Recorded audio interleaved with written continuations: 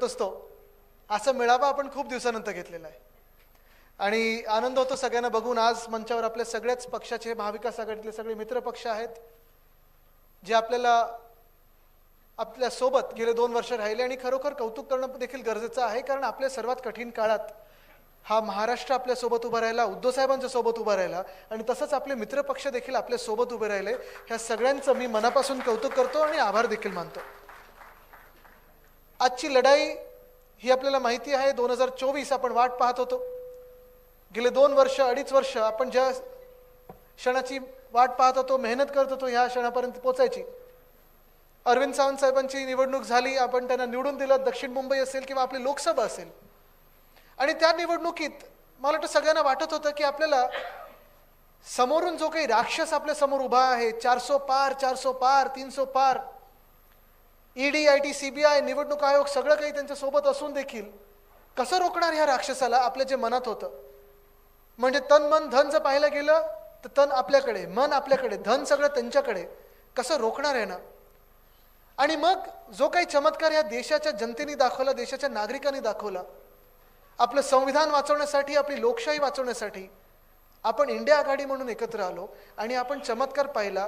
ज्यांना वाटत होतं की 400 पार होतील ते 240 वर अडकले आणि आपली इंडिया आघाडी देखील 237 वर आहे. हे मला वाटतं देशातलं सर्वात मोठं योगदान आहे, हा सर्वात मोठा लढा होता. राक्षसासारखेच तर अंगावर येत होते. कोणी काही बोललं तर घरी धाड पडायची, कोणी काही बोललं तर बुलडोजर पाठवायचे आणि इथे कुठेही भेदभाव नव्हता. म्हणजे मी मध्यंतरी एक यूपी मधलाच व्हिडिओ पाहत होतो, भाजपचाच कार्यकर्ता, आणि तोच रडत टीव्हीवर सांगत होता की आम्ही चुकीच्या व्यक्तीला सपोर्ट केला, आम्ही चुकीच्या पक्षाला मतदान केलं, आम्ही अंधभक्त झालो आणि आमच्याच घरावर आता बुलडोजर यायला लागला. हे त्यांनी टीव्हीवर सांगून दिलेलं आहे. कदाचित ती क्लिप मिळेल तुम्हाला.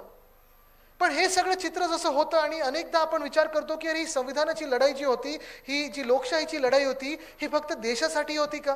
तर नाही.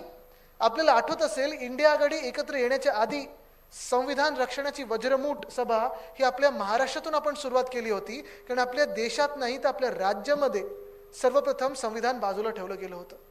कदाचित तुम्हाला वाटेल की अरे आदित्य परत परत तेच काय बोलतोय, पण ही सत्य परिस्थिती. तुम्ही विचार करा, स्वतःला 2 वर्षापूर्वी जरा न्या डोळे मिटून, आणि मग 2 वर्षापूर्वी 2.5 वर्षापूर्वी जेव्हा आपलं सरकार पाडलं गेलं होतं, मला आठवतं एक पहिली सभा आपण वरळीतच घेतली होती आशीची, आणि तेव्हा पण सांगितलं होतं आपण हिम्मत असेल तर या समोर या. तेव्हा ते गुवाहाटीला पळाले होते. पण तेव्हा देखील आपल्याला आठवत असेल जे 40 गद्दार आपल्यातून पळून गेले, 12 गद्दार खासदार पळून गेले, अनेक नगरसेवक पळून गेले. हे पळून गेल्यानंतर सरकार जे स्थापन केलं ते घटना बाह्य आहे आणि अजूनही तुम्हाला सांगतो की संविधानाचा अपमान करून हे सरकार आपल्या डोक्यावर बसवलंय. पण आज ही जी लढाई आहे, मी युद्ध म्हणणार नाही, की निवडणूक आहे. ठीक आहे, निवडणुकीसारखीच लढली गेली पाहिजे. मध्यंतरी जे काही पक्ष एकमेकांच्या समोर यायला लागले होते, काही लोक तणाव निर्माण करत होते, मी सांगत होतो रे मी पण माणूस आहे, तुम्ही पण माणूस आहे, माणसासारखी माणसं आहेत, ह्याच महाराष्ट्राचे नागरिक आहोत आपण ही लढाई म्हणून नाही तर निवडणूक म्हणून लढलो पाहिजे. आणि पुढे देखील मी हेच सांगणार आहे. अनेक पक्ष ही निवडणूक लढतील. वरळीतून अनेक लोकांना इंटरेस्ट आहे, काही लोकांना पॉप्युलॅरिटीसाठी असेल, काही लोकांना ठीक आहे फोटोमध्ये यायचं असतं, सगळं काही असेल. पण महाराष्ट्रात जी ही निवडणूक होणार आहे ही निवडणुकीसारखीच लढली गेली पाहिजे. पण तरी देखील आपली जिद्द, आपली जी ताकद आहे, तन मन, मला माहिती आहे धन त्यांच्याकडे, आणि धनाने कोणी आपण कधी महाराष्ट्र विकला गेला नाही, कधी कोणाला जिंकू शकले नाहीत. पण ही जी निवडणूक आहे ती फार महत्वाची आहे. ती जिंकणं गरजेचीच आहे. कारण आपण आज ज्या भाषेत बोलत आहोत, जे आपण सगळे एकत्र आलेलो आहोत, जी आपली ओळख आहे, महाराष्ट्र आहोत, मराठी आहोत, आणि जी काही जातपात धर्म जो काही आपला असेल, ज्या बिनधास्तपणे ह्या महाराष्ट्रात आपण फिरत आहोत, जर आपलं सरकार आपण आणू शकलो नाही तर पुढच्या 2 वर्षामध्ये तुम्हाला मुंबईमध्ये अदानी यांची परवानगी घ्यायला लागेल आणि मग आपल्या भाषेत बोलायला लागेल. हा विचार करा तुम्ही. हे मी खोटं बोलत नाही, मी पुराव्या सकट बोलत आहे. कदाचित नंतर एखादी मागे व्हिडिओ वॉल आली तर सभेमध्ये व्हिडिओ देखील दाखवू. पण तुम्ही हा विचार करा, ज्या बिनधास्तपणे आपण आज फिरत आहोत, जी भाषा आपण बोलत आहोत, जे संस्कार आहेत, आपली संस्कृती आहे जी आपण साजरी करतो. आता दिवाळी येईल, आपले सणवार निघून गेले, गणपती होते, मग नवरात्र आली, ज्या थाटात आपण जी साजरी करत होतो तो बिनधास्तपणे, आणि हे आपण होऊ द्यायचं नाही. अर्थात शिवसेना उद्धव बाळासाहेब ठाकरे पक्ष असताना आपला लढा तर चालू राहणारच, पण अधिकृतरित्या जी मुंबई ही अदानीच्या घशात फुकटात टाकत आहे, त्याचा मी विरोध करणार आणि तुम्ही पण विरोध करणं गरजेचं आहे. हा प्रश्न फक्त मुंबईचा नाही, हा फक्त प्रश्न वरळीचा नाही, तर संपूर्ण महाराष्ट्राचा आहे, आपल्या संस्कृतीचा आहे, आपल्या भाषेचा आहे, आपल्या अभिमानाचा आहे, आपल्या स्वाभिमानाचा आहे. कारण जी मुंबई आपल्याला नुसतं मिळाली नाही, तर मुंबई आपल्याला मिळवायला लागली. 106 हुतात्मे, अजूनही आपण 1 मेला जातो तिथे हुतात्मे स्मारकाला, आणि मग तिथे जेव्हा आपण अभिवादन करतो, अर्थात जागतिक कामगार दिन देखील असतो आणि आपल्या महाराष्ट्रासाठी हुतात्मा दिन देखील असतो. आणि हे सगळं करत असताना आपल्याला आठवत असेल ती लढाई, म्हणजे मी तर तो लढा पाहिला नाही, पण मी माझ्या आजोबांकडून, म्हणजे वंदनीय हिंदवी सम्राट शिवसेना प्रमुख बाळासाहेब ठाकरेंकडून ते ऐकलंय मी. मला नेहमी सांगितलं त्यांनी की आदित्य, जेव्हा तो लढा चालू होता, संयुक्त महाराष्ट्राचा लढा चालू होता, तेव्हा जे प्रथम 5 नेते होते त्याच्यात माझे पणजोबा पण होते, कदाचित माझे आजोबा, तेव्हा कार्टूनिंग म्हणून लढा करत होते, कार्टून काढत होते, पत्रकारिता करत होते. पण तीच भूमिका माझ्या आजोबांमध्ये आली, माझ्या वडिलांमध्ये आली, माझ्यामध्ये आलेली आणि आपल्या सर्वांमध्ये आली आहे. आणि म्हणून ही मुंबई असेल, ज्या मुंबईने आपला निकाल आपण पाहिलं असेल, खरं तर 5-1 असा तो निकाल होता. 1 सीट आपली चोरली, आपण लढतोय लोकसभेत, पण मग त्याच्यानंतर पदवीधर असेल, शिक्षक मतदारसंघ असेल, सेनेटची निवडणूक असेल, आपण वाट पाहत आहोत या विधानसभेची. कारण ही मुंबई असेल, हा महाराष्ट्र असेल, आपल्या हातातून हा जाता कामा नये. कदाचित हे लोक नाटकं करत असतील की अरे आम्ही पण तुमचेच आहोत, आम्ही हे केलं ते केलं, काय केलं हे नक्की दाखवा. आज आपण विचार करणं गरजेचं आहे की टोल जेव्हा मुंबईत येतो तेव्हा टोल भरायची जी आपल्यावर एक वेळ यायची, कदाचित एकनाथ शिंदेने आपल्याला सांगितलं असेल, बघ तुमचा टोल काढला आम्ही, 45 रुपये होते, 50 रुपये होते, काढले. ठीक आहे, कदाचित आपल्या खिशातून 50 रुपये होते, ते टोल बंद व्हायलाच पाहिजे होते. ती कंपनी ती आता काही मला ऐकू आलं की 800 कोटी रुपये पण जास्ती दिलेत की काय, ते सगळं वेगळं गोष्ट आहे. पण एका बाजूला आपल्याला वाटतं की आपल्याला खूप मोठी एक सवलत मिळालेली आहे, सूट मिळाली आहे, 50 रुपये आपल्या खिशातून जात आहेत, ते बंद झाले. पण दुसऱ्या बाजूला तुम्ही विचार केला पाहिजे की ह्या मुंबईमध्ये आपल्याला न विचारता, निवडणुका न घेता, महानगरपालिकेच्या निवडणुका न घेता, तुम्हा आम्हाला न विचारता ह्या मुंबईचे 1080 एकर अदानी समूहाच्या घशात फुकटात घातलेले आहेत, फुकटात घातलेले आहेत. आणि ह्याच्यात घरं मिळणार आहेत तुम्हाला आम्हाला कोणाला, तर आपल्याला नाही मिळणार, कारण आपल्याला ही घरं परवडणारच नाही आहेत. परवडणार नाही तर सोडा. काही काही सोसायटीमध्ये आता हे पण सांगायला लागले की आम्हाला मराठी माणसं नको आहेत. काही काही सोसायटीमध्ये आम्हाला हे सांगायला लागले की तुम्ही कुठच्याही भाषेचं बोलत असाल, कुठच्याही जातीचे असेल, कुठच्याही धर्माचे असाल, आम्हाला नॉनव्हेज खाणारी माणसं नको आहेत. पण आज आपण पाहतोय ह्या राज्यामध्ये, ह्या महाराष्ट्रामध्ये, ह्या मुंबईमध्ये जेव्हा 1080 एकर अदानी समूहाच्या घशात घालतात, तर तुम्हाला कदाचित वाटत असेल की अरे आदित्य तुमचा का ह्याला विरोध आहे, उद्धव साहेब का विरोध करतात, आदित्य तू का विरोध करतोय, आपला पक्ष का विरोध करतोय. कदाचित आपण पण सेटल होऊ शकलो असतो यांच्यासारखे, पण आपण सेटल होऊ शकत नाही. कारण मुंबईवर तुम्ही तुमचा जर मालकी हक्क गाजवायला गेला, तर ही मुंबई अदानीची नाही, माझ्या मुंबईकराची आहे, सामान्य माणसाची आहे. ही मुंबई माझ्या कामगारांची आहे, ही मुंबई माझ्या विद्यार्थ्यांची आहे, ही मुंबई जे रोज इथे मेहनत करतात, कष्ट करतात, महिला असतील, पुरुष असतील, तरुण असेल, युवा असेल, युवती असेल, वयस्कर लोक असतील, ही त्यांची मुंबई आहे. आणि त्यांचाच आवाज या मुंबईत चालला पाहिजे, दुसऱ्या कोणाचा ह्या मुंबईत आवाज चालणार नाही. ही मुंबई आपल्या लोकांची आहे आणि ती आपलीच राहिली पाहिजे. पण धारावीची काही भूक कमी होत नाही. खरं तर धारावी पण हा महत्वाचा विषय आणि ती देखील सीट आपण जिंकणं गरजेचं आहे. आज आपण पाहतोय धारावीचा लढा शिवसेना उद्धव बाळासाहेब ठाकरे पक्षाने दिलेला आहे, उद्धव साहेबांनी दिलेला आहे, आपण सर्वांनी दिलेला आहे, महाविकास आघाडी म्हणून दिलेला आहे. कदाचित आपल्या काळात जर हे टेंडर आलं असतं, तर मी हे स्पष्टपणे सांगतो, कदाचित अदानी जिंकू शकले असते, कोणी दुसरं जिंकू शकलं असतं. पण धारावीचा जो विषय तो मी समजून तुम्हाला सांगतोय, कारण आज आपली ही बैठक आहे, महाविकास आघाडीच्या कार्यकर्त्यांची बैठक आहे. तुम्हाला समजायला पाहिजे की आपण कशासाठी लढतो. मूळ धारावी आहे 300 एकर, त्याच्यात झोपड्या आहेत, त्याच्यात मायक्रो इंडस्ट्रीज आहेत. आणि ती धारावी 300 एकरमध्ये आपल्याला पुनर्विकास करायचा असेल तर काही अधिकची जागा लागणार, कारण ट्रान्झिट कॅम्प गरजेचे आहेत. म्हणून रेल्वेची लँड घेतली, म्हणून टाटा पॉवर रिसिव्हिंग स्टेशनची लँड घेतली. ही जमीन जे सगळं एकत्र केलं तर 540 एकर ह्या त्या अदानी समूहाला मिळतात, कारण तिथेच तो पुनर्विकास झाला पाहिजे. पण झाले काय आता, तो पुनर्विकासाच्या टेंडरमध्ये एकनाथ शिंदेच्या सरकारने स्टेअरकेस प्रीमियम माफ केला, ओपन स्पेस प्रीमियम माफ केला. TDR जर तुम्हाला कोणाला इथे सेल्फ रिडेव्हलपमेंट किंवा डेव्हलपमेंट वगैरे करायचं असेल, बिल्डिंग बांधायची असेल, घरासाठी जो तुम्हाला ट्रान्सफरेबल डेव्हलपमेंट राईट म्हणजे अधिकचे मजले बांधण्यासाठी TDR लागतो, तो अधिकार आता ना मुंबई महानगरपालिकेकडे, ना नगरविकास खात्याकडे, ना या राज्य सरकारकडे, कोणाकडे आहे तर अदानीकडे आहे. पहिले 50% तुम्हाला अदानीकडून घ्यायला लागतील का? कधी कोणी त्यांना सरकार बनवलं ह्या राज्याचं? कोणी त्यांना हे सरकार बनवलं आपल्या मुंबईचं? कोणी अधिकार दिलेत हे सगळे? हेच नाही तर 50% तुम्हाला द्यायचे की नाही हे ते ठरवणार, कुठच्या रेटला द्यायचे हे ते ठरवणार, आणि मग जमलं तर तुम्ही त्यांच्याकडून घ्यायचं. बरं, हे 540 एकर आणि ह्या सवलती जर कमी पडत नसतील तर त्याच्याही पुढे जाऊन आज आपण पाहतोय मुलुंडमध्ये असेल, कुर्ल्यामध्ये असेल, कांजूरमध्ये असेल, भांडूपमध्ये असेल, विक्रोळीत असेल, मड आयलंडमध्ये. आज मड आयलंडमध्ये जे 140 एकर दिले हे एकंदर जर पाहिलं तर परत ते पण 540 एकर होतं, म्हणजे 1080 एकर या मुंबईचे फुकटात अदानीला जेव्हा देतो आपण. तुम्ही मला सांगा, 1 इंच तरी तुम्ही ह्या मुंबईचा स्वतःच्या खिशाच्या पैशातून आज घेऊ शकता का? इथे आजूबाजूला फ्लॅट घेऊ शकता? नाही परवडणार. पण हे जे फ्लॅट देणार ह्यांचे लोक आणून बसवणार, आणि मग मराठी माणूस नको, मुंबईकर नको, अमुक जात नको, अमुक धर्म नको. तुम्ही कधी सरकार बनलात? कोणी सरकार बनवलं तुम्हाला? जर निवडणुका जिंकून तुम्ही सरकार बनवू शकत नाही तर फुकटात तुम्ही त्यांच्या घशात ह्या सगळ्या जागा टाकून सरकार बनवता. मड आयलंडमध्ये जे तुम्ही 140 एकर दिले, मडमध्ये ते अक्सा आलं, एरंगळ आलं, सगळं आलं, तिथे कोळीवाडे आलेत. ते कोळीवाडे देखील आज त्यांनी अदानीच्या घशात टाकलेले आहेत. मान्य कोणाला इथे? आणि हेच जर आपल्या हातातून काढत असतील तर मी परत तुम्हाला सांगितलं की मुंबईतली प्रत्येक सीट आणि महाराष्ट्रातली प्रत्येक सीट ही महत्वाची आहे. ही याचसाठी आहे कारण एका बाजूला 1080 एकर अदानीच्या घशात घालत असताना दुसऱ्या बाजूला तुम्ही लक्षात घ्या डाव काय खेळला जातोय.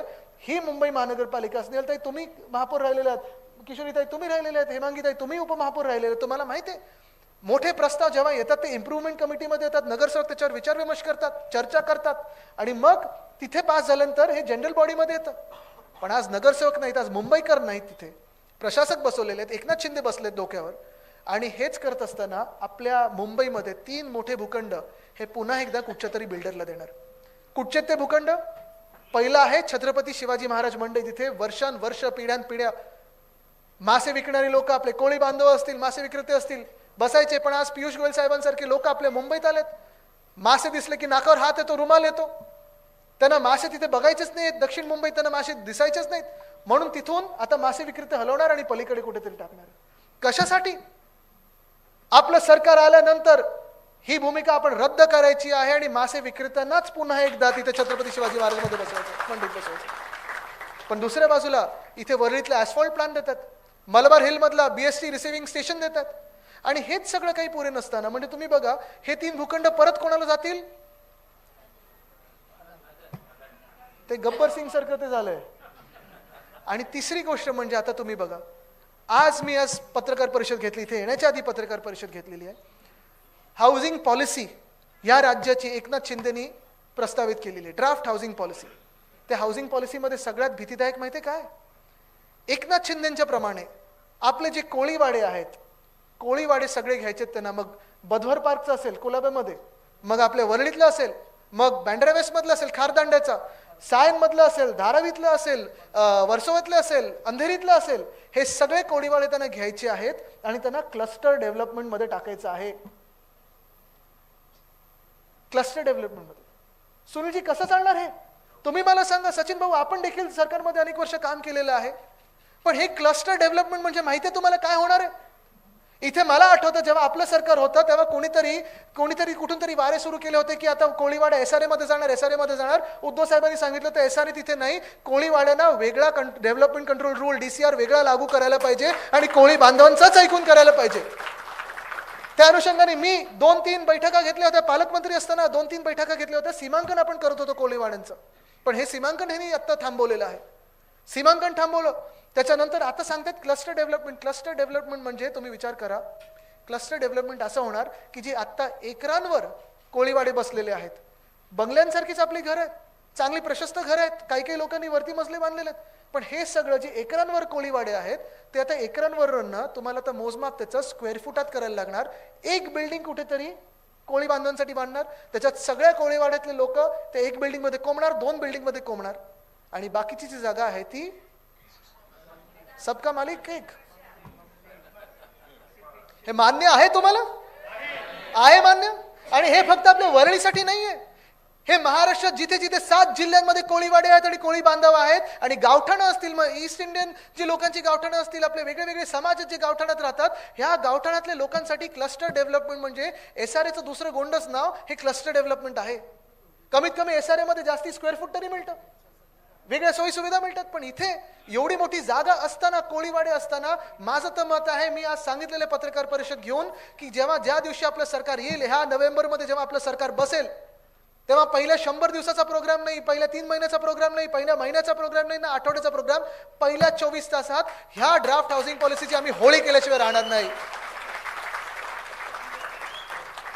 कारण ही ड्राफ्ट हाऊसिंग पॉलिसी जी आहे, ही ड्राफ्ट हाऊसिंग पॉलिसी ना सरकारने बनवली, ना कुठच्या अधिकाऱ्यांनी बोलवली, ना माझ्या स्थानिक मुंबईकरांनी बनवलेली आहे. ही 1 किंवा 2 त्यांच्या आवडत्या बिल्डरनी ड्राफ्ट हाऊसिंग पॉलिसी बनवलेली आहे. हाऊसिंग पॉलिसी कशी असायला लागते? लोकांचं ऐकायला लागतं, जनतेचं ऐकायला लागतं. आपल्या वरळीमध्ये पहा ना, 25 वर्ष जो प्रकल्प रखडलेला होता BDDचा, तो मार्गी लावला आपण. लावल्यानंतर त्या दिवशी नुसतं भूमिपूजन नाही, तर मला आठवतं 2 की 3 ऑगस्टला मी स्वतः पाहणीला आलो होतो. आपण होतो, सचिन भाऊ तुम्ही होतात, सुनील भाऊ तुम्ही होतात, आपण सगळे होतो आशीजी. आणि नंतर प्रत्येक महिन्यात आपण काम कसं चाललंय हे बघायला आलो. ठीक आहे, आता म्हाडानी परत काहीतरी निवडणुकीच्या तोंडावर एकनाथ शिंदेच्या आदेशावर लॉटरीमध्ये घोळ घातलेला आहे. ते काय मी त्यांना सतत सांगतोय की तुम्ही लोकप्रतिनिधींना विश्वासात घ्या, जनतेला विश्वासात घ्या. चला आम्हाला बाजूला ठेवायचं ना राजकारण म्हणून, अरविंदजी आपल्याला बाजूला ठेवू दे, पण म्हाडानी कमीत कमी तिकडच्या स्थानिकांशी बोलायला तर पाहिजे, बिल्डिंगशी बोलायला तर पाहिजे, काय करतो आम्ही ह्याच्यावर तर बोलायला पाहिजे. आज मुद्दा असा झालेला आहे, मध्ये पण हा प्रॉब्लेम झाला होता की शेजारच्या मध्ये वाद निर्माण झालेले आहेत. आणि हे आपण जे BDDचा प्रकल्प करत होतो, मग BDD वरळी असेल, BDD नामजोशी असेल, BDD वडाळा असेल, साधारणपणे 15,000 परिवारांना आपण त्यांच्या स्वप्नाची घरं, हक्काची घरं, मालकीची घरं दिली. ह्याचा मला अभिमान आहे. तो प्रोजेक्ट आपण सुरू केला होता आणि चाव्या देखील आपणच देणार. फेज 2 असेल, फेज 3 असेल, पूर्ण आपण करणार. जी गती आपण दिली होती, म्हणजे मला आठवतं मी आत्ताच कोणातरी सांगत होतो, मध्यंतरी मी एका बिल्डिंगला बघायला गेलो होतो, ती टॉवर कसा होता पाहिला. जो टॉवर पूर्ण होता तो 2024 मध्ये होणार, आणि जो जुना टॉवर होता तो 1924 मध्ये बांधला होता. म्हणजे 100 वर्षाचं अंतर होतं आपल्यामध्ये, आणि आपण तिथे उभे होतो. पण BDDचं आपण पाहिलं तर 500 स्क्वेअर फुटाची घरं ह्या मुंबईमध्ये, मूळ मुंबईकरांना, तुम्हाला जे पिढ्यानपिढ्या इथे राहत आहोत, आपण 160 मधून 500 स्क्वेअर फुटामध्ये जातोय. हे एका व्यक्तीमुळे झालं, ते उद्धव बाळासाहेब ठाकरे आहे. त्याच्यात सोबत अर्थात त्याच्यात सोबत आत्ता मी घेतो, सोबत आहे आपले सगळे पदाधिकारी आहेत, स्थानिक शिवसैनिक होते, BDDच्या समित्या होत्या, सगळ्या पक्षांच्या समित्या होत्या. पण आपण तो प्रोजेक्ट मार्गी लावला. अनेक स्लमचे प्रोजेक्ट जे वर्षानुवर्ष रखडलेले होते, आणि ते त्याच्यात पडल्यानंतर कळतं की आम्ही आमदार म्हणून तसं काही करू शकत नाही, पण आपलं जोर लावायला लागतो, थोडी जबरदस्ती करायला लागते, बिल्डरना थोडं धाक दाखवायला लागतो. हे सगळं केल्यानंतर तुमची जी ताकद आहे ती दिसल्यानंतर आपण पाहतोय अरविंद सावंत साहेब गेल्या 2 ते 3 वर्षामध्ये अनेक प्रकल्प जे वर्षानुवर्ष रखडलेले होते, ते सचिन भाऊ असतील, सुनील भाऊ असतील, दोघांच्या गायडन्सनी, आशिषजी सहकार्याने आपण ते प्रोजेक्ट देखील मार्गी लावलेले आहेत. आणि त्या स्लम रिहॅबमध्ये पण लवकरात लवकर पुढच्या 2 ते 3 वर्षात आपण घरं देऊ शकू अशा ते मार्गी आपण लावलेले आहेत कामं. अनेक कामं GK मार्गचा प्रश्न आहे, सगळे येत आहेत, भेटतात. आपण आता प्लॅनिंग चालू केले, सर्वे चालू केलेला आहे. कोळीवाड्याचा जो प्रश्न आहे तो माझा शब्द आहे, आणि नुसतं वरळीच्या कोळीवाड्याला नाही तर सगळ्या कोळीवाड्यांना, की आपल्याला त्यांना जसं डेव्हलपमेंट पाहिजे, सेल्फ रिडेव्हलपमेंट असेल किंवा जशी घरं आहेत तशीच घरं पक्की करून, ज्या सोयी सुविधा आहेत, मत्स्य जे आपला व्यवसाय आहे तो बंद न करता आपल्याला ते आपल्या पक्क घरं कशी मिळतील ह्याच्यावर आपण विचार करणं गरजेचं आहे. आणि विचार काही आम्ही नाही करू शकत फक्त एकटे, राजकीय लोकांच्या हातात सगळा काही विचार द्यायचा नसतो, नाहीतर जे आता झालं तर तसं होतं. आपल्याला स्थानिक तिकडचे जे स्टेक होल्डर्स आहेत, मग तिकडचे रहिवासी असतील, त्याच्यातले काही एक्सपर्ट्स असतील, जागतिक जे एक्सपर्ट्स असतील, ग्लोबल एक्सपर्ट्स असतील, जगात काही चांगलं झालंय तो मार्ग दाखवण्यासाठी आपल्याला ह्या सगळ्यांना एकत्र करणं गरजेचं असतं. पण आपण पाहतोय या महाराष्ट्रामध्ये असेल, मुंबईमध्ये असेल, कुठचंही काम, कुठचाही त्रास, कुठचाही प्रॉब्लेम, कुठचाही इश्यू, कुठचाही विषय सोडवण्याकडे लक्ष नाही. आज जे लक्ष या मिंदे सरकारचं आहे, आज जे लक्ष या भाजपचं आहे, ते एकाच गोष्टीवर आहे की प्रत्येक गोष्टीमधून पैसे कसे मिळणार. मग कुठेतरी गोंधळ घाला, जो प्रोजेक्ट चालू झाला त्याच्यात काम रखडवा, कुठेतरी SRAची बिल्डिंग होते त्याच्यात जाऊन काहीतरी मागा, कुठेतरी रस्त्याचं काम चालू आहे स्वतःच्या कॉन्ट्रॅक्टरला कसं मिळेल बघा. मागच्या वर्षीचा मुंबईचा घोटाळा बघा रस्त्यांचा, आणि ह्या वर्षीचा रस्त्यांचा घोटाळा बघा. आपल्याला आठवत असेल मागच्या वर्षी देखील मी सांगत होतो की मुंबईमध्ये 6,080 कोटीचा घोटाळा झालेला आहे, आणि मी तो लोकांसमोर आणल्यानंतर त्यांना 1,000 कोटी त्याच्यात कमी करायला लागले, म्हणजे मुंबईचे 1,000 कोटी आपण सगळ्यांनी मिळून वाचवलेले आहेत. त्यावेळी देखील मी प्रधानमंत्री महोदयांना विनंती करत होतो, जाहीर विनंती केली होती की प्रधानमंत्री महोदय तुम्हाला एका घोटाळ्याचं उद्घाटन करायला बोलवत आहेत, भूमिपूजन करायला बोलवत आहेत, कृपा करा आणि येऊ नका. पण ते आले, आणि आल्यानंतर त्यांनी नारळ फोडला, आज चॅलेंज देतो, मागच्या वर्षीच्या रस्त्याची कामं असतील किंवा ह्या वर्षाची रस्त्याची कामं असतील, एक तरी रस्ता ह्या मुंबईत ह्या 2 वर्षात पूर्ण झालेला दाखवा. एक तरी दाखवा. कॉन्क्रिटीकरणचं पूर्ण पॅच झालेलं दाखवा. कधी कॉन्क्रिटीकरण झालं की कोणाला अजून काहीतरी आठवतं की अरे ह्याच्या खालती आम्हाला लाईन टाकायची होती, वायर टाकायचे होते, पाईप टाकायचा होता. पण हा सगळा जो गलथानपणा चालू आहे मुंबईमध्ये आणि महाराष्ट्रामध्ये, तो एकाच व्यक्तीमुळे चालू आहे. त्यांचं नाव एकनाथ शिंदे. खोके सरकार. जे आपण अरविंद सावंत साहेब सांगत होतात डॅव्होसचं माझं कौतुक करत होतात, कौतुक करण्याची बिलकुल गरज नाही. कारण हे कोणी तिथे गेलं ज्याला महाराष्ट्रासाठी काम करायचं, ज्याला जनतेची सेवा करायची, असाच त्या मोठ्या व्यक्तींबरोबर बोलेल, बसेल आणि काम करेल. भिडायची पण गरज नसते, भेटायची गरज असते. कारण आज जग खूप भिडतंय, आपल्याला भेटणं गरजेचं आहे, एकत्र येऊन काम करणं गरजेचं आहे. आज समाजांमध्ये वाद आहेत, आज धर्मांमध्ये वाद आहेत, आज जातींमध्ये वाद आहेत, आज बिल्डिंग्समध्ये वाद आहेत. कुठे ना कुठेतरी आपल्याला मार्ग जर पुढे दाखवायचा असेल, एकत्र यायचं असेल, तर आपल्याला ते वाद मिटवून एकत्र यायला लागेल. कारण आपली ओळख महाराष्ट्र आहे, जी हे पुसून अदानी करण्याचा प्रयत्न करत आहेत. पण अरविंद सावंत साहेब तुम्हाला एक तेच सांगतोय, तुम्ही ते हेवी इंडस्ट्रीज खातं देखील सांभाळलेलं आहे. तुम्ही सांगा ते नवरात्रांचं भाजपने काय केलं? सगळं विकलेलं आहे. एकामागोमाग एक विकत चाललेले आहेत. बरं, विकल्यानंतर काही चांगलं निघतंय का? तेही नाहीये. जसं आज आपण पाहतोय, सगळ्यांना आपल्याला वाटतंय की अरे नवरत्न तर गेले. महाराष्ट्रामध्ये गेल्या 2 वर्षात तुम्ही मला सांगा, एका तरी नव्या रोजगाराची संधी उपलब्ध झाली का? झाली? इथे मंचावर माझ्या आजूबाजूला अर्धे BKS आणि SLS चे लोक बसले. तुम्ही मला सांगा, जसं तुम्ही 10 वर्षापूर्वी 15 वर्षापूर्वी किंवा आपल्या 2.5 वर्षाच्या काळात देखील लोकांना सांगू शकत होतात अरे ह्या जॉब ऑपॉर्च्युनिटी येत आहेत, तुम्ही मला सांगा या 2 वर्षामध्ये एक तरी इंटरव्ह्यू तुम्ही कुठे लावू शकलात का? Job interview. कारण नोकऱ्याच उपलब्ध नाही होतात. आपल्या राज्यात कोणाला यायचंच नाही उद्योगपत्यांना. मला आठवतं जेव्हा आपली बैठक झाली होती, जेव्हा उद्धव साहेबांचं सरकार आलं, महाविकास आघाडीचं सरकार आलं, तेव्हा उद्धव साहेबांनी एक बैठक बोलवली. त्याच्यात अगदी रतन टाटा साहेब असतील, मुकेश अंबानी साहेब असतील, सगळे उद्योगपती आले आणि त्यांनी सांगितलं होतं की ह्या राज्याच्या पुढे नेण्याची जबाबदारी आता आमची, उद्योगपती म्हणून आम्ही घेत आहोत. आणि तसं आपण करून दाखवलं. जागतिक काही ग्लोबल ऑन्टरप्रेन्योर्स होते, डॅव्होसला देखील आपण वेगळ्या लोकांशी बोललो. 6.5 लाख कोटीची गुंतवणूक आपल्या राज्यामध्ये आणली. आणि ती गुंतवणूक मध्यंतरी जेव्हा हे आत्ताचे उद्योग मंत्री, त्यांचे उद्योग मला काही माहित नाही, पण डांबर गायब होत असतं त्यांच्या जिल्ह्यामधून. माहिती आहे का कोण? अच्छा, डांबरवरनं कळलं की काय तुम्हाला, की खात्यावरनं कळलं? त्यांनी मला चॅलेंज दिलं, आदित्य खोटं बोलतोय. आदित्यनी सांगितलं ते खोटं आहे, महाविकास आघाडीच्या काळात काहीच नव्हतं आलं. एका न्यूजपेपरने, एका वृत्तपत्राने दाखवलं की 95% जे आपण MOU सही केले होते त्याचं कन्व्हर्जन झालं आणि तिथे काम चालू आहे. म्हणजे जी काही रोजगाराची संधी उपलब्ध होईल ती आपल्या वेळेची होईल. पण गेल्या 2 वर्षामध्ये आपण पाहतोय एकाही उद्योगपतीला हे मुख्यमंत्री आणि 2 DCM कुठचाही माणूस विश्वासू वाटत नाही. 1 रुपयाची गुंतवणूक आपल्या राज्यात येऊ शकत नाही, कारण विश्वासच नाही आणि पॉलिटिकल स्थिरता नाही आहे, राजकीय स्थिरता नाही. आज अस्थिरता जी निर्माण झालेली आहे, आज गुंडगर्दी जी झालेली आहे, कोण कोणालाही मारतंय. APR काय हमला होतोय, PIवर कधी हमला होतो, पोलिसांवर काय लाठीचार्ज होतो, कधी वारकऱ्यांवर लाठीचार्ज होतो, कधी जरांगे पाटील साहेबांवर लाठीचार्ज होतो. पण त्या लाठीचार्जच्या मागे जनरल डायर कोण हे कोणालाच अजून कळलं नाहीये. एकनाथ शिंदेंनी आदेश दिले होते की देवेंद्र फडणवीसांनी आदेश दिले होते? कोणालाच माहिती नाही. मुख्यमंत्र्यांच्या आदेशाशिवाय असा लाठीचार्ज होऊ शकतच नाही. पण आज नोकऱ्यांच्या संधी आहेत कुठे? आज आपण सगळं काही मागत आहोत, आपल्या न्याय हक्कांसाठी लढत आहोत, आंदोलनं करत आहोत, रस्त्यावर उतरत आहोत. पण आज आपण पाहतोय ते फिक्स्ड टर्म एम्प्लॉयमेंटचं भूत जे आणलेलं आहे किंवा कॉन्ट्रॅक्ट लेबरचं भूत जे आणलेलं आहे, ते ज्या आहेत त्या नोकऱ्या त्या जात आहेत.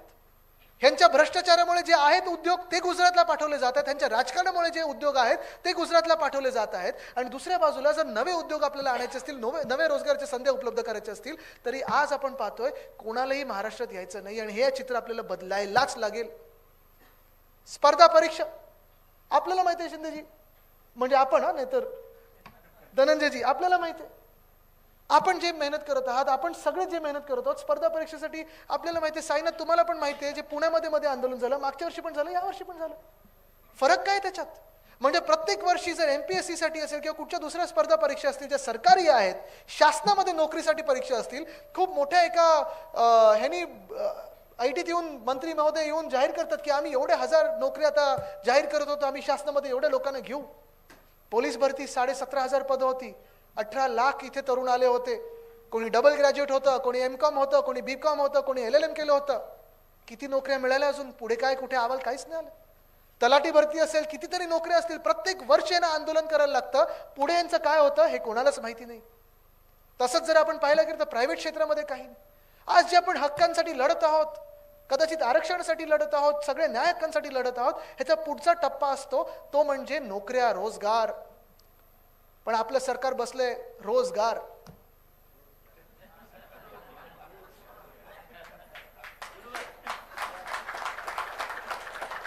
आणि म्हणून आपण ठरवलेलं आहे की जेव्हा आपलं सरकार येईल, आणि आत्ताच सरकार येतंय, आपलं सरकार आपण आणणारच, तुम्ही सगळे आपलं सरकार आणणार. आपल्या टॉप 3 प्रायोरिटी, कारण 1997 मध्ये टोनी ब्लेअर यानं विचारलं होतं की तुम्ही जर प्रधानमंत्री झालात तर तुमच्या टॉप 3 प्रायोरिटी काय होतील, आणि त्यांनी सांगितलं होतं पहिली प्रायोरिटी ही शिक्षण, दुसरी प्रायोरिटी ही शिक्षण, आणि तिसरी प्रायोरिटी ही शिक्षण. तसं आपण करून दाखवलं, आणि ते महाराष्ट्रात करू. मुंबई पब्लिक स्कूलमध्ये IB आणलं, IGCSE आणलं, CBSE आणलं, सगळं आणलं. ते महाराष्ट्रात महाराष्ट्र पब्लिक स्कूल म्हणून आणूच. पण आज आपल्या महाराष्ट्राला गरज आहे, जर तुम्ही मला विचाराल तर टॉप 3 प्रायोरिटी रोजगार, रोजगार, रोजगार, जॉब, जॉब, जॉब. हे आज महाराष्ट्राच्या तरुण तरुणींना अपेक्षित आहे, आणि ते आपल्याला करणं गरजेचं आहे. त्याच्यासाठी एक राजकीय स्थिरता लागते, विश्वासू माणूस त्या पदावर लागतो. तसं त्यांच्यासोबत आजूबाजूची जी लोक आहेत, जे सगळे गद्दार होते ते नशिबाने तिथे गेलेले आहेत. आज विश्वासू लोक म्हणजे आपला महाराष्ट्र आहे. पण तुम्ही ठरवायचं आहे ह्या महाराष्ट्राला कुठच्या मार्गी न्यायचं आहे. एका बाजूला ही लूट चालू आहे, भ्रष्टाचार चालू आहे, एका बाजूला आपण पाहतोय कुठे काम नाही पण भ्रष्टाचार आहे, कॉन्ट्रॅक्टर्सची मजा चालली आहे, बिल्डर्सची मजा चालली आहे. दुसऱ्या बाजूला मुंबईतून मराठी माणसाला आणि आपल्या सर्वांना मग बाहेर काढण्याचा प्रयत्न होत आहे. कोळीवाडे आता क्लस्टर डेव्हलपमेंटमध्ये घशात बिल्डरांच्या घालणार. 1080 एकर तर घातलेच आहेत, ते देखील आपल्याला रद्द करायचं आहे. मग हे सगळं झाल्यानंतर पुढचा टप्पा काय असतो, आणि हे तुमच्याकडे येणार. कारण वरळीत काय आहे की गेल्या 5 वर्षात आपण गल्लोगल्लीत काम केलेलं. मग माझा फंड असेल, खासदार साहेबांचा फंड असेल, दोन्ही इतर आमदारांचा फंड असेल, नगरसेवक, महापौर, उपमहापौर सगळ्यांचा फंड असेल. आणि ही कामं काही लगेच एका मिनिटात 100% होऊ शकत नाहीत. आणि मी तुम्हाला खोटं सांगणार नाही कधी. उद्धव साहेबांनी मला सांगितलं आदित्य कधी खोटं बोलायचं नाही.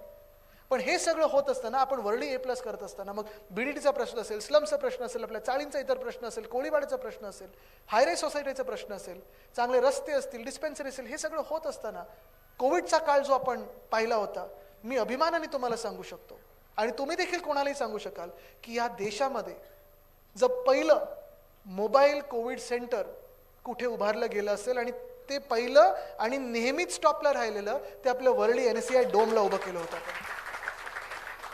एक सरकारी पैसा न वापरता CSR. मी तेव्हा काही फोन केले इकडे तिकडे, सगळ्यांनी मदत केली. आज सगळीची नेते मंडळी माझ्या बाजूला बसले, त्यांनी मदत केली. डॉक्टर लाकडेवाला तेव्हा आले. आणि मग मुंबईभरातून कोणी रात्री अपरात्री फोन केलं तरी मला फोन यायचा, आदित्य आमच्याकडे बेड आता उपलब्ध होतं पण वरळीत मिळेल का. ते पाहून लगेच आपण BKC मध्ये केलं, ते पण आपण मुलुंडमध्ये केलं, ते पण आपण दहिसरमध्ये केलं. आणि मुंबईचं मॉडेल, धारावीचं मॉडेल हे जागतिक स्तरावर ज्याचं कौतुक झालं, ते आपलं कोविड सेंटर हे आपल्या मुंबईत वरळीमधून सुरू झालं होतं. ह्याचा मला अभिमान आहेच. कोविडच्या वेळी, कोविडच्या नंतर, सरकार असताना, सरकार नंतर. पण आपला हा जो लढा आहे तो आपल्या संयुक्त महाराष्ट्र, आपल्या महाराष्ट्राच्या अस्मितेसाठी आहे, आपल्या महाराष्ट्रासाठी, आपल्या मुंबईसाठी आहे, तुमच्या आमच्या अस्तित्वासाठी आहे, अस्मितेसाठी. आणि अस्तित्व जेव्हा मी म्हणतो तेव्हा राजकीय अस्तित्व नाही. कारण राजकीय अस्तित्व हे मला महत्त्वाचं वाटत नाही. आपल्याला विचार करा, हा माझं जे वय आहे आणि जे काही घडलं आमच्यासोबत, माझ्या वडिलांसोबत जे घडलं, माझ्यासोबत जे घडलं, किंवा आपल्या पक्षासोबत घडलं, कदाचित 2 वर्षापूर्वी हे सगळं सोडून निघून गेलो असतो कुठेतरी परदेशी, काहीतरी वेगळा जॉब करू शकलो असतो. जे वार माझ्यावर होत होते पुढून मागून सगळीकडून, जे वार आपल्या सगळ्या कार्यकर्त्यांवर होत आहेत, आज देखील सूरज चव्हाण जेलमध्ये बसलाय बिचारा, हे सगळं जे आहे ह्या अन्यायाविरुद्ध लढायला ह्या महाराष्ट्रात मी लढणार, आणि ह्यांना बाहेर पळण्याशिवाय थांबणार नाही. ही शपथ शिवरायांच्या चरणी मी घेतलेली आहे, डॉक्टर बाबासाहेब आंबेडकरांच्या चरणी घेतलेली. ही ताकद आहे आपली, ही आपली एकजुटीची ताकद आहे. कारण हे जर आपण आजमावली नाही आत्ता, तर मग आपलं नाव हे ते बदलतील, आपली ओळख ते बदलतील, आपलं राहणं आहे ते बदलतील, आपलं जगणं आहे ते बदलतील, आणि आपल्याला आवाज काढायला पुढे काही संधी मिळणार नाही. तुम्ही विचार करायचा, कोणाच्या बाजूने तुम्ही उभं राहणार. आत्ता काही लोक येतील, आयुष्यात पहिल्यांदा दिसलेले लोक येतील, खूप काही गोष्टी सांगतील, कानात काहीतरी भरण्याचा प्रयत्न करतील, वाद निर्माण करण्याचा प्रयत्न करतील, सगळं काही आमिष दाखवण्याचा प्रयत्न करतील. पण तुम्ही त्यांना विचारा, जेव्हा कोविडचं संकट आमच्यावर होतं तेव्हा उद्धव बाळासाहेब ठाकरे आमच्यासाठी लढत होते, तुम्ही कुठे बिळात बसला होता. जेव्हा ह्या महाराष्ट्राला पुढे न्यायचं होतं तेव्हा उद्धव बाळासाहेब ठाकरे आमच्यासाठी लढत होते, तुम्ही कुठे होतात. जेव्हा उद्धव साहेबांना 2 शस्त्रक्रिया झाल्या होत्या तेव्हा मला उद्धव साहेबांनी महाराष्ट्राला जागतिक संधी मिळत होती, तिथे अवॉर्ड घ्यायला नाही तर काम करायला पण पाठवलं होतं, स्वतःच्या मुलाला लांब पाठवलं होतं, तुम्ही कुठे होतात. जेव्हा या महाराष्ट्रावर केंद्र सरकार अन्याय करत होतं आणि अजून देखील करत आहे, GSTचा परतावा आपल्याला देत नाही, नोकऱ्या सगळ्या इथून तिथे नेतात, तेव्हा तुम्ही कुठे होतात. कोण पक्ष समोर कोण काय मला माहिती नाही, पण आपण फक्त वरळी म्हणून नाही, फक्त मुंबई म्हणून नाही, तर महाराष्ट्र म्हणून तर लढणं गरजेचं आहे, एकत्र राहणं गरजेचं आहे. पुढच्या काही दिवसांमध्ये आपल्यामध्ये वाद निर्माण करण्याचा प्रयत्न करतील राजकीय कार्यकर्त्यांमध्ये. अरे तुला काय मिळालं, ह्याला काय मिळालं, कदाचित समाजामध्ये जातींमध्ये वाद निर्माण करण्याचा प्रयत्न करतील, धर्मांमध्ये वाद निर्माण करण्याचा प्रयत्न करतील. पण हे सगळे वाद निर्माण केल्यानंतर जिंकतात ते आणि जिंकल्यानंतर जे सत्ता त्यांनी गाजवली 2 वर्ष आपल्या डोक्यावर बसून, या महाराष्ट्राला आणि तुम्हाला आम्हाला काय मिळालं आज तुम्ही विचार करा. आपल्याला सोडा, भाजपच्या कार्यकर्त्यांना काय मिळालं हे पण विचार करा. भोपळ्याशिवाय काही नाही. पण हे विचार करत असताना तुम्ही जेव्हा आता पुढचे 20 दिवस काम कराल, तेव्हा लक्षात ठेवा ही पुढचे 20 दिवस आपल्या महाराष्ट्रासाठी आहेत. पुढचे 20 दिवस, 20 नाही आता किती दिवस, सॉरी, नाहीतर 20-22, नाहीतर 20 दिवस झाले की आपण बंद करून टाकू काम मतदानाच्या. पण पुढचे दिवस तुमचं प्रत्येक मत हे महाराष्ट्रासाठी असेल. आज आपण लढत आहोत ते पुन्हा एकदा राक्षसासमोर लढत आहोत. आज आपण लढत आहोत ते आपल्या महाराष्ट्रासाठी लढत आहोत, आपल्या स्वाभिमानासाठी लढत आहोत. कदाचित तुम्हाला वाटत असेल इथे 50% महिला आलेल्या आहेत आणि महिलांची ताकद नेहमी शिवसेनेसोबत राहिलेली. कदाचित तुम्हाला वाटत असेल की 1500 रुपयावर तुमचं भागून निघणार आहे. काही काही लोकांना मिळतात, काही काही लोकांना मला वाटतं स्कीम काही काही ठिकाणी बंद पण झाली. नाही ते जाऊ दे, मी आज महिलांना जादू करून दाखवणार आहे. आज शेवटचा आज मुद्दा घेतो, कारण पलीकडे व्हीनसमध्ये पण जायचंय, मग अजून 2-3 बैठक आहेत. जादू करून दाखवतो. डोळे बंद करा. केले? आता तुम्ही बघा, भाजपा जी 15 लाखापर्यंत बोलत होती 10 वर्षापूर्वी, आता डोळे उघडा, किती मिळाले हातात, किती शून्य कापले. म्हणजे 10 वर्षापूर्वी जे 15 लाखापर्यंत बोलत होते, आज 1500 द्यायला निघालेले आहेत. आणि पुढे तुम्हाला सांगतो, जर चुकून यांचं सरकार बसलं तर हे 150 रुपये 150 रुपये हातात द्यायला यांच्यात लाज काही राहणार नाहीत. कारण शेतकऱ्यांना नुकसान भरपाई म्हणून 60 आणि 25 रुपयाचे चेक देतात. हे निर्लज्ज लोक आहेत, हे कोणाचे नाहीत, हे निर्दयी लोक आहेत. मी आज तुम्हाला सांगत आहे, महिलांना फक्त 1500 नाही तर वाढीव आपण देऊ, पण सुरक्षित महिला आपण देऊ, हे आपलं धोरण राहणार आहे. पण एका बाजूला आपल्याला वाटतं 50 रुपये टोलचे माफ, आम्हाला 1500 रुपये. हे सगळं करत असताना अदानीला 1 लाख कोटीचा फायदा होणार आहे. त्यांचा फायदा होऊ दे, मला काही त्याच्यात अडचण नाही. जगातले सर्वात मोठे श्रीमंत अजून काही लावायचं लावा, व्हा, नक्की व्हा. पण माझी मुंबई तुम्हाला लुटू देणार नाही. त्यासाठी मी लढणार म्हणजे लढणार आणि जिंकणार म्हणजे जिंकणारच.